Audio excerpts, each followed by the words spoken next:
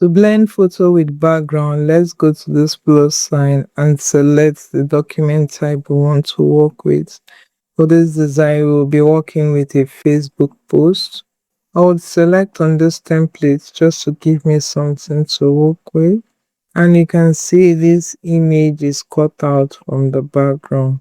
So to blend this into the background, I'm going to come into my apps here and search for blend. And let's select image blender.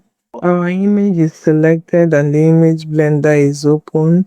Let's click on linear blend. See the way it blends the image. You want to pull this down to select how you want the blend to look. I'm going to leave this here and you want to reduce the strength or increase the strength of your blend. You take it here to be sharp, and if you take it up it will be faint. Let's stretch this out, so maybe we want it to blend this way. And once you're happy with that, we'll click on save. You see we'll blend our image into the background of our design.